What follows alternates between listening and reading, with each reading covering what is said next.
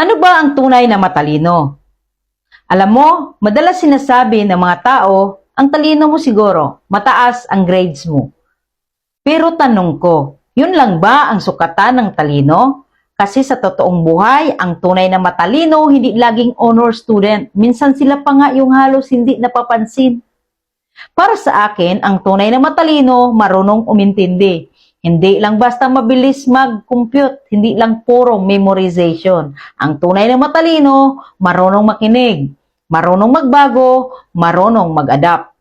Kasi tandaan mo ito, ang utak na hindi marunong makinig, mabagal matuto.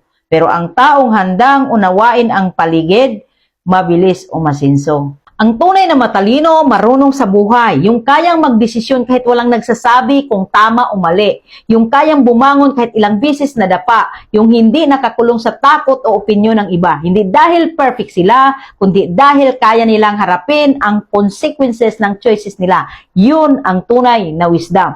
Ang tunay na matalino, marunong makisama at rumispito. Kahit may alam sila, hindi sila nagyayabang. Kahit magaling sila, hindi nila ibinababa ang iba. Kasi alam nila, ang tao talagang magaling, hindi na kailangan ipagsigawan. Tahimik lang pero solid ang ginagawa. Hindi maingay pero consistent sa diskarte. At ito pa, ang tunay na matalino, marunong mag-manage ng emosyon. Kasi kahit gaano ka katalino sa utak, kung hindi mo kayang mag-control ng galit, inggit o takot, madali kang matatalo ng sitwasyon.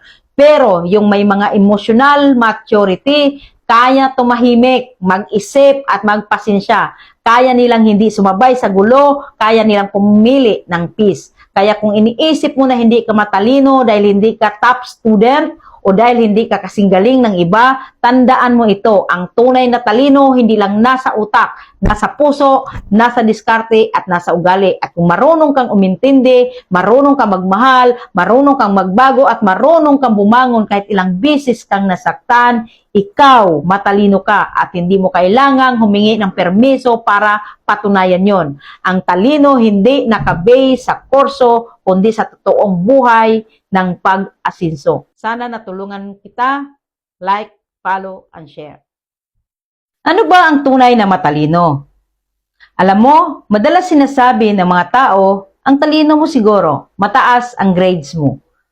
Pero tanong ko, yun lang ba ang sukatan ng talino? Kasi sa totoong buhay, ang tunay na matalino hindi laging honor student. Minsan sila pa nga yung halos hindi napapansin. Para sa akin, ang tunay na matalino, marunong umintindi. Hindi lang basta mabilis mag-compute, hindi lang puro memorization. Ang tunay na matalino, marunong makinig, marunong magbago, marunong mag-adapt.